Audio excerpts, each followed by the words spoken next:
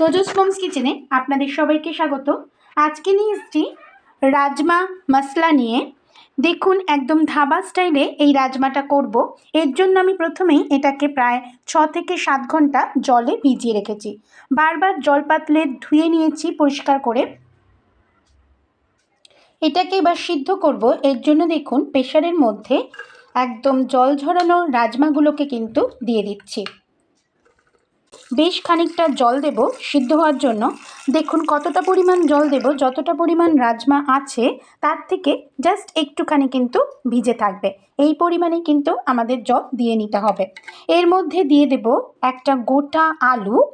আলুটা একসাথে রাজমার সাথে সিদ্ধ হয়ে যাবে।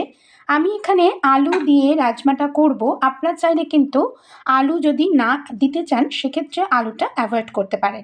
এবার এর মধ্যে দিয়ে দেব এই গোটা গরম মশলাগুলো। দেখুন এলাচ 3টে, দারচিনি দিয়ে দেবো, লবঙ্গ 4টে, আর দিয়ে দেবো গোলমরিচ।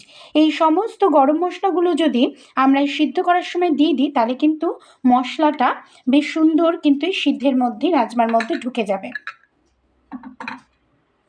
এর মধ্যে দিয়ে দেব 1 টেবিল স্পুন লবণ। চাপা ঢাকা দিয়ে আমরা কিন্তু শীষ দিয়ে নেব।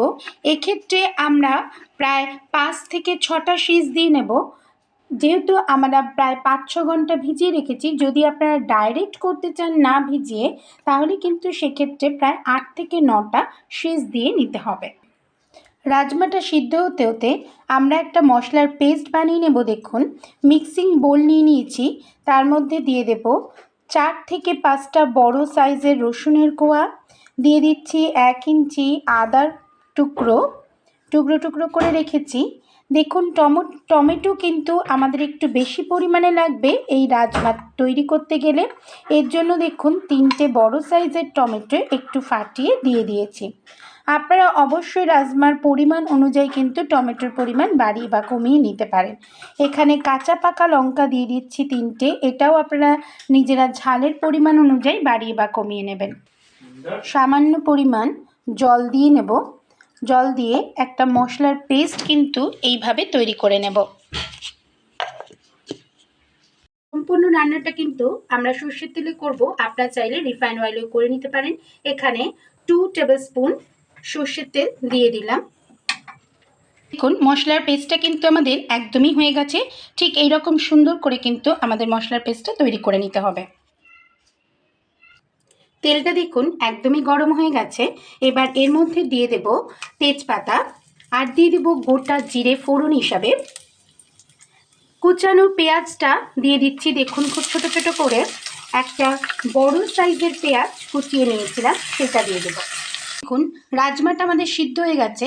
রাজমাটা আমরা কিন্তু প্রায় 70% কুক করে নিয়েছি। ঠিক দেখুন এরকম ভেঙে যাচ্ছে, কিন্তু একেবারে গলে যাবে না কিন্তু রাজমাটা।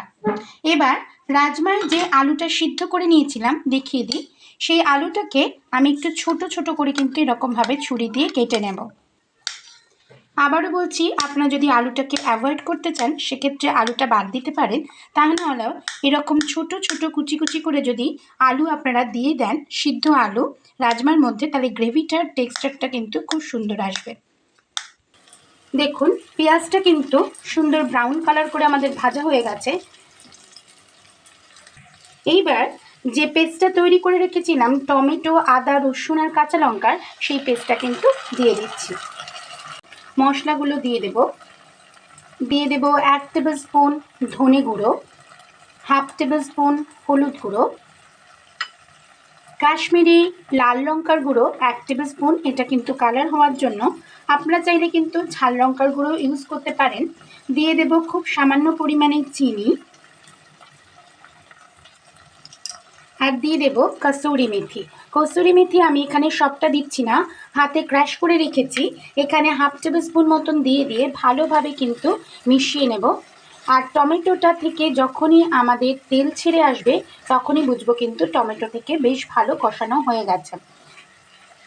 খুব পরে প্রায় 5 মিনিট পরে দেখুন এইটা চাপা ঢাকাটা তুলে নিয়েছি। দেখুন কত সুন্দর তেল কিন্তু বার হয়েছে টমেটোটা থেকে। টমেটোটা কিন্তু সুন্দরভাবে কষে গেছে, একদম টমেটোর যে কাঁচা ভাবটা কিন্তু একদমই নেই।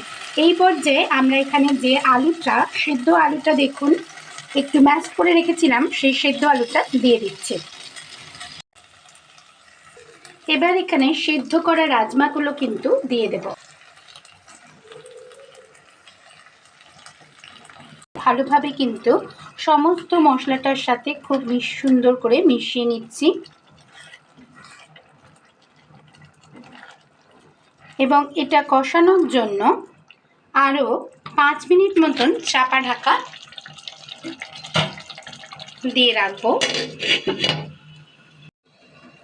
দেখুন খুব ভালোভাবে কিন্তু রাজমাটা কষে এসছে।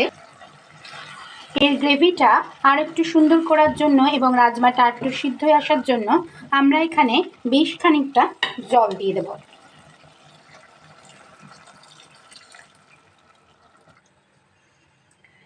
রাজমাটা 5 থেকে 7 মিনিট আমরা ফুটতে দেব। দেখুন রাজমাটা একদম কিন্তু হয়ে এসছে। এই সময় আমরা এখানে দিয়ে দিচ্ছি কয়েকটা কাঁচা লঙ্কার টুকরো। এইবার স্বাদ অনুযায়ী লবণ দিয়ে দিচ্ছি গরম মশলার গুঁড়ো 1 table spoon, kasuri methi half দিয়েছিলাম কষানোর সময়, আর বাকি কসুরি মেথিটা আমরা এখানে অ্যাড করলাম। দিয়ে দেব সবশেষে রাজমা মশলা। যদি রাজমা মশলা আপনারা না দেন সেক্ষেত্রে কিন্তু আপনারা এখানে জিরে ধনে গুঁড়ো আর শুকনো লঙ্কার গুঁড়ো ভালো করে কিন্তু একসাথে শুকনো তাওয়ায় গরম করে সেটাও কিন্তু রোস্ট করে এই রাজমাতে দিতে পারেন। লাস্টে খুব সুন্দর কিন্তু একটা স্মেল আসবে, দিলে কিন্তু সবশেষে ভীষণই সুন্দর একটা টেস্ট আসবে। এক্ষেত্রে আপনারা কিন্তু ম্যাগি যে মশলা থাকে সেই মশলাটাও কিন্তু রাজমা মশলার বদলে ইউজ করতে পারেন। দিয়ে দেব বেশ খানিকটা ধনেপাতা কুচনো উপর থেকে। এটা করছি রাজমাটার শেষে কিন্তু এরকম মাঝখানে আমরা দিয়ে দেব বাটার 1 টেবিল স্পুন।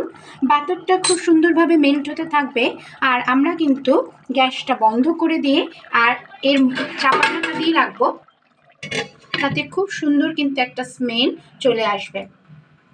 একদম তৈরি হয়ে গেছে দেখুন রাজমা মশলা। এরকমভাবে বাড়িতে কিন্তু অবশ্যই তৈরি করে নিতে পারেন। একঘেয়েমি ব্রেকফাস্ট বা ডিনারের আইটেম থেকে কিন্তু স্বাদ বদল আনবে এই রাজমা দিয়ে কিন্তু রুটি পরোটা খেতে খুবই ভালো লাগবে। যেহেতু দেখুন ধাবা স্টাইলের কিন্তু রাজমা মশলা তৈরি করে নিলাম, এরকমভাবে স্লাইস করে আদা কুচি কিন্তু আমরা উপর থেকে ছড়িয়ে দিতে পারি, আর দিতে পারি ধনেপাতা কুচানো। এরকম সুন্দর করে কিন্তু সাজিয়ে দিলে অপূর্ব টেস্টি খেতে হবে এবং দেখতেও সুন্দর লাগবে এই রাজমা মশলা কারি। আর উপর থেকে দিয়ে দেব এরকম বাটারটা অপশনাল, আপনারা চাইলে দিতেও পারেন নাও দিতে পারেন, তবে ধাবা স্টাইল যেহেতু সেই জন্যে বাটার দিলাম। কেমন লাগলো আজকের এই রাজমা মশলা কারির রেসিপিটি অবশ্যই একবার কমেন্টের মাধ্যমে জানাবেন। ভালো লাগলে লাইক শেয়ার করার অনুরোধ রাখলাম এবং পাশে থাকা বেল আইকনটি অবশ্যই প্রেস করে দিলে আমার সমস্ত রেসিপির নোটিফিকেশন আপনাদের কাছে সর্বপ্রথম লাগবে। আজকে এই পর্যন্তই, আবার চলে আসবো ভিন্ন স্বাদের নতুন রেসিপি নিয়ে আপনাদের সাথে শেয়ার করতে। সবাই ভালো থাকবেন, সুস্থ থাকবেন, ধন্যবাদ।